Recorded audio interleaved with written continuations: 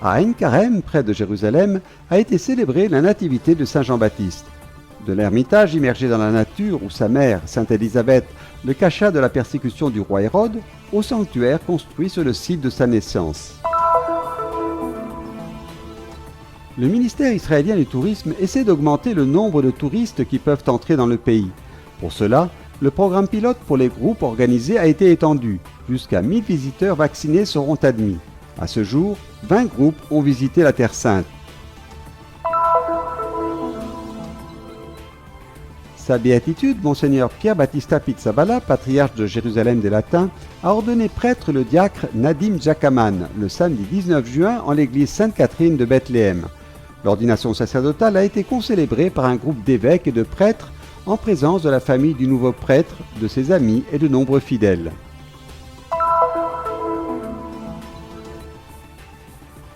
La pandémie n'a pas arrêté l'école de musique de la Custodie de Terre Sainte. Cours en ligne et en présentiel, concert de fin d'année et réalisation d'un rêve. Le talent du pianiste Mohamed El Shir, élève de Magnificat, qui se produira fin juillet au théâtre grec de Taormina. De la Jordanie à Assise, pour découvrir la beauté de Madaba et du mont Nebo. L'exposition Madaba, la ville des mosaïques, a été inaugurée le 18 juin au siège de l'université de Pérouse à Assise, en Italie. Plusieurs objets d'art palestiniens, notamment des bijoux et des vêtements, seront exposés au musée Terra Sancta. Des pièces uniques, habilement restaurées par les sœurs adoratrices du Saint-Sacrement de Bethléem.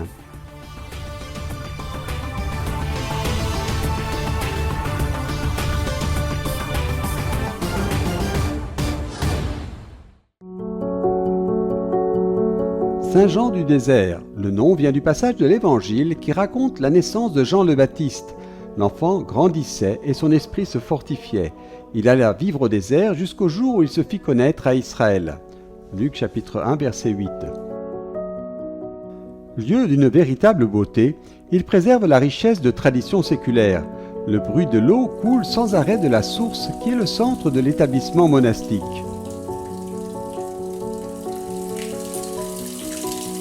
Ce bruit provient de la source qui s'appelle Ein Khamis et rappelle l'histoire d'un ermite. Traduit littéralement, cela signifie « source de l'ermite ».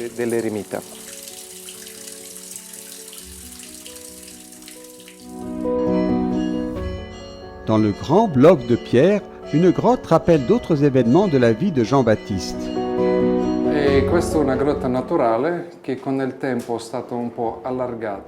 Il s'agit d'une grotte naturelle qui s'est agrandie avec le temps. Selon la tradition, c'est dans cette grotte que, pour échapper à la persécution du roi Hérode, Sainte Élisabeth s'est cachée avec son fils Jean, qui deviendra plus tard le Baptiste. Nous voyons une fresque récente de 2004, réalisée par des frères d'Italie et qui représente la dissimulation de Jean par sa mère Élisabeth. La veille de la fête de la Saint-Jean, la cloche sonne pour annoncer le début de la célébration. De Jérusalem à Ein Karem et des environs, les fidèles sont arrivés pour participer à la prière des vêpres, présidée par le frère Dobromir Jastal, vicaire custodial, avec les franciscains et les religieux des communautés locales.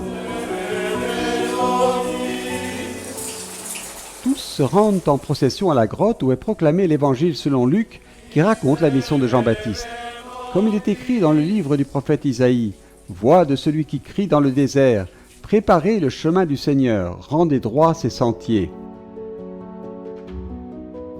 Dans sa réflexion, frère Dobromir, vicaire custodial de la custodie de Terre Sainte, a souligné deux aspects concernant la figure de Saint Jean et sa mission. Tout d'abord, le lieu, l'environnement dans lequel il a accompli sa mission et les personnes auxquelles il s'est adressé. Ensuite, le contenu du message qu'il a adressé à ses contemporains, mais qu'il continue d'adresser à chacun d'entre nous.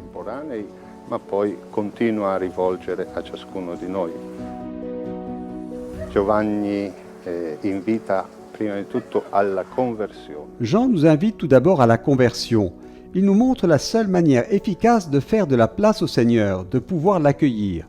Le deuxième aspect est celui qui concerne le contenu. Jean lui-même devient une voie dans le désert. Préparer un chemin pour le Seigneur. Cette invitation à préparer le chemin du Seigneur ne signifie pas faire une action qui facilite le passage du Seigneur à côté de nous, mais elle signifie s'engager spirituellement, dans notre cœur, à préparer la place pour accueillir le Seigneur, non pas pour le laisser passer, mais pour l'accueillir en nous, dans notre vie et dans notre existence. Accoglierlo nella nostra vita e nella nostra esistenza. Frère Dobromir a un lien fort avec ce lieu situé loin de la ville. Aujourd'hui, il n'est plus considéré comme une zone désertique, car la végétation est abondante tout autour. Celui qui vient ici, dit le vicaire custodial, peut se détacher non seulement du bruit de la ville, mais aussi de tous les soucis, des fardeaux de la vie quotidienne, pour se consacrer, s'ouvrir à l'écoute de la parole de Dieu, à ce que cette parole veut communiquer à chacun de nous.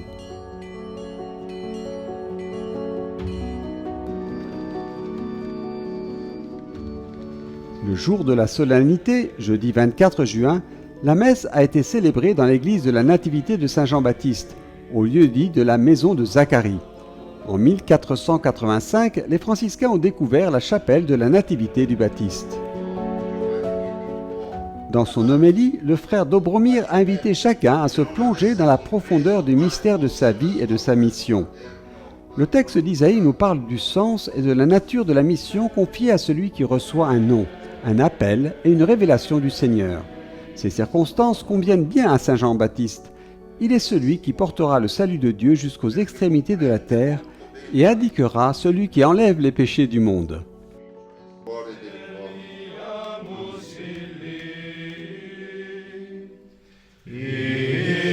Sanctitate justitia coram ipsum,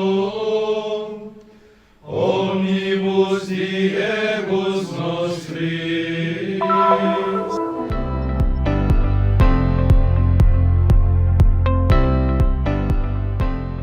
Le programme pilote lancé par le ministère israélien du tourisme a récemment été étendu pour permettre la venue de groupes plus organisés pour un nombre total de 1000 visiteurs.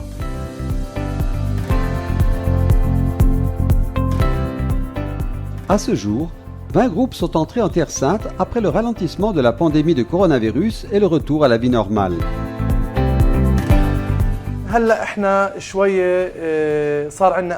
Aujourd'hui, nous avons de l'espoir. Nous avons vu la lumière au bout du tunnel lorsque nous avons entendu et vu le premier groupe de pèlerins venant de l'étranger à Bethléem. Nous encourageons les personnes du monde entier à venir visiter la grotte de la Nativité, la grotte de notre Seigneur Jésus-Christ. Nous sommes là et nous sommes convaincus que nous serons bientôt en mesure d'accueillir tout le monde.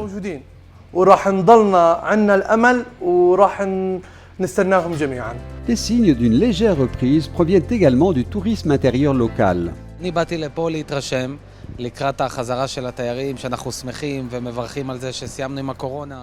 Je suis ici à Jérusalem pour évaluer la situation actuelle avant le retour des touristes.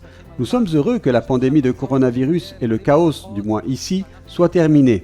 Et nous sommes tellement heureux de pouvoir nous déplacer et faire des randonnées sans masque. Voici la basilique du Saint-Sépulcre. Nous commençons à voir des gens ici aussi. Cela signifie que le tourisme reprend. Naturellement, les sanctuaires font partie des lieux les plus importants visités par les pèlerins. The pilgrims are part of our community and we need them. We need them first of all because Les pèlerins font partie de notre communauté et nous avons besoin d'eux. Tout d'abord parce que nous devons respirer avec deux poumons, les pèlerins et les locaux. Nous avons aussi besoin de l'étreinte de l'Église universelle sur notre Église. Mais nous avons aussi besoin de la solidarité et de la présence des pèlerins ici. J'espère que les pèlerins reviendront bientôt pour profiter de la beauté et de la merveilleuse expérience du pèlerinage en Terre Sainte. to enjoy the beauty and the wonderful experience of the pilgrimage of Holy Land.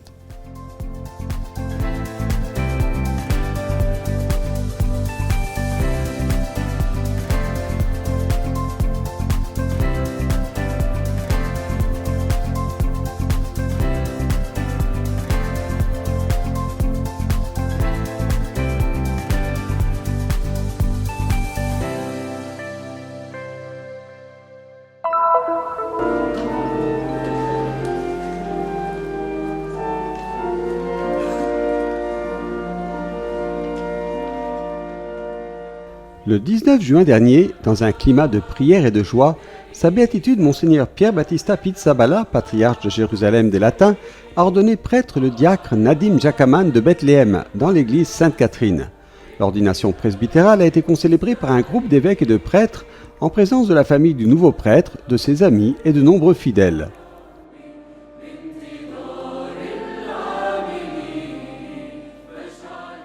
I'm especially happy because Je suis particulièrement heureux car il est un fils de la paroisse de Bethléem et peu de prêtres viennent d'ici. Que le Seigneur le bénisse, lui, sa famille, la paroisse et tous les habitants de la ville. Bethlehem and all the inhabitants of Bethlehem. Dans son homélie, Monseigneur Pizzaballa a voulu souligner que, dans l'Église, tu ne seras jamais seul. Jésus sera toujours avec toi et tu sentiras sa présence. Je suis très heureux de cette grande bénédiction que j'ai reçue, qui, en fin de compte, n'est pas pour moi, mais pour toute l'Église. Je demande à Dieu de continuer à nous envoyer de nouvelles vocations, afin que nous puissions toujours servir l'Église mère. Que Dieu vous bénisse tous. Knowing well this church, I see continuously how many are... Moi aussi, comme ceux qui connaissent bien cette réalité, je vois la nécessité constante de renforcer dans notre société la mission de l'Église dans différents domaines, dans l'information, dans l'éducation, dans les paroisses et auprès des jeunes. La récolte est immense et nous avons besoin d'ouvriers. Nous avons besoin de nombreux prêtres et religieux qui consacrent leur vie au service de la communauté pour la faire grandir. dedicate their life to serve the community and to let the community grow. Après l'imposition des mains du patriarche sur le nouveau prêtre, des applaudissements nourris ont éclaté dans l'église.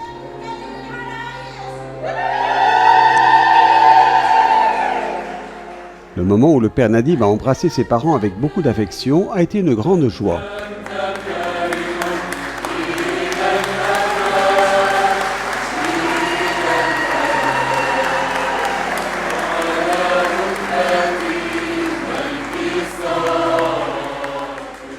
J'ai 2 enfants, un pour Dieu et un pour moi. Nous remercions Dieu pour tout. C'est une grâce et une bénédiction pour moi, pour ma famille et pour les habitants de Bethléem. Une célébration qui s'est poursuivie dans la cour de l'église, avec des danses et des chants au rythme des tambours et des cornemuses, comme une expression de joie pour l'union du père Nadim Jakaman avec les ouvriers de la vigne du Seigneur.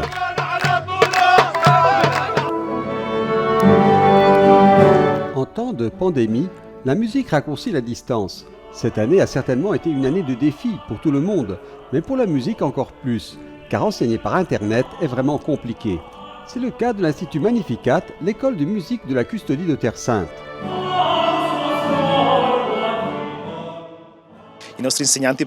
Nos enseignants étaient très créatifs. La technologie nous a aidés pour que la musique ne s'arrête jamais. Dès que nous avons pu reprendre avec assiduité à l'Institut, nous avons un peu augmenté les heures de cours et de répétition afin de pouvoir organiser cette année encore les concerts de classe et le festival de printemps à Yard. Une envie de faire de la musique donc plus forte que la pandémie. Depuis la fin du mois de mai, une série de concerts a eu lieu. Le premier, au couvent de Saint-Sauveur, a mis en vedette les pianistes de l'Institut. Le deuxième, les ensembles et l'orchestre. Tandis que le troisième, qui s'est tenu dans l'église du Terra Santa College, à Jérusalem, a mis en vedette les ensembles et plusieurs solistes. De très beaux concerts. Nous avons touché beaucoup de public, grâce aussi aux médias qui ont transmis des images en vidéo et en direct. Les professeurs, les enseignants et les familles étaient très heureux. Contradiction, singularité de faire de la musique dans un moment aussi difficile, mais aussi des surprises inattendues. Dans cette école où chacun est accueilli pour sa personnalité, sans discrimination et sans barrière, l'extraordinaire talent de Mohamed El-Shir, pianiste de Ramallah, franchit les frontières de la Terre Sainte, un rêve devenu réalité.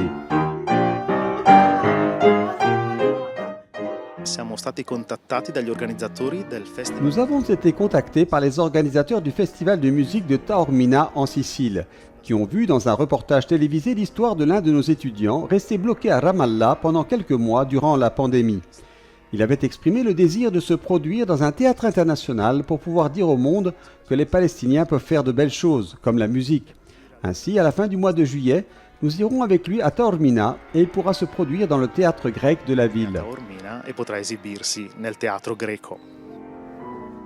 Lundi 21 juin, dans la salle de l'Immaculée de la Custodie de Terre Sainte, les étudiants, les professeurs et les familles ont pu profiter au premier rang d'une petite avant-première du concert qui aura lieu en Italie.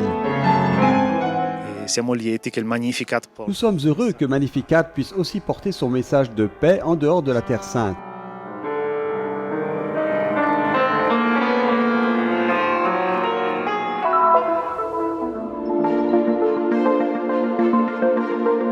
de la Jordanie à Assise pour découvrir la beauté de Madaba et du mont Nebo, le lieu aujourd'hui en Jordanie d'où Dieu a montré à Moïse la terre promise et où est mort le prophète vénéré par les 3 religions monothéistes. L'exposition Madaba de la ville des mosaïques a été inaugurée le 18 juin au siège de l'université de Pérouse à Assise en Italie. Ouverte jusqu'au 30 août, elle contient une reproduction déambulatoire en grandeur nature du sol en mosaïque du mémorial de Moïse et une ample partie consacrée au grand travail de récupération archéologique mené par le Studium Biblicum Franciscanum. Parmi les personnes présentes à la cérémonie d'inauguration figuraient Frère Francesco Patton, custode de Terre Sainte, et la présidente de la région d'Ombrie, Donatella Latesi.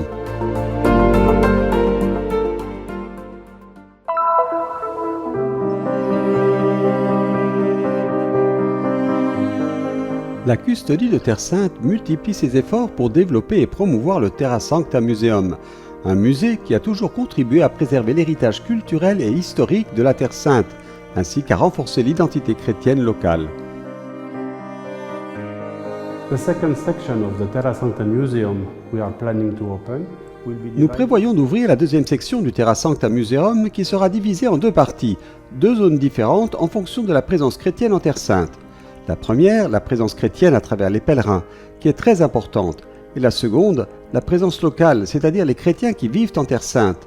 Il y aura donc des salles consacrées à l'artisanat en nacre, qui est très important en Palestine, et d'autres aux vêtements et aux bijoux qui sont très importants dans les traditions de mariage palestiniennes. Art and jewelry that are very important in the Palestine tradition in the weddings.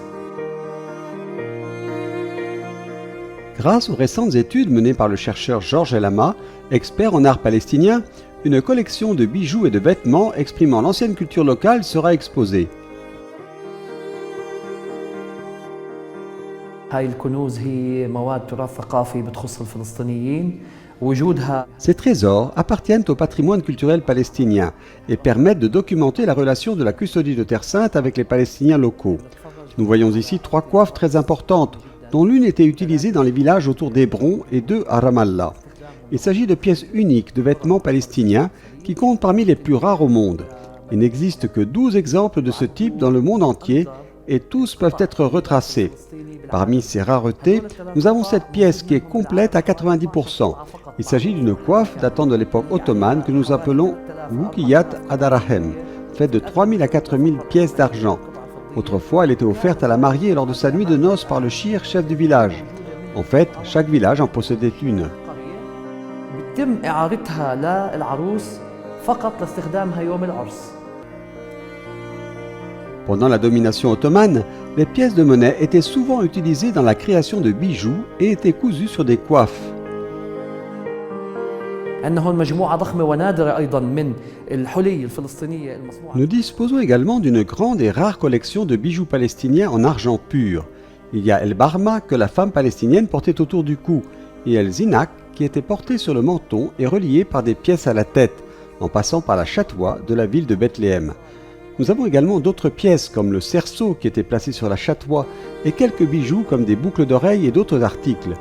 En tant qu'expert dans ce domaine, ce qui a le plus attiré mon attention, c'est le travail merveilleux, méticuleux et scientifique réalisé par les sœurs. كخبير في هذا المجال شغل الرهبات الفظيع والدقيق والعلمي أيضا اللي تعاملوا مع مجموعتنا من خلاله. Ces pièces d'art rares ont en fait été restaurées par les sœurs adoratrices du Saint-Sacrement, une congrégation présente à la grotte du Lait près de l'église de la Nativité.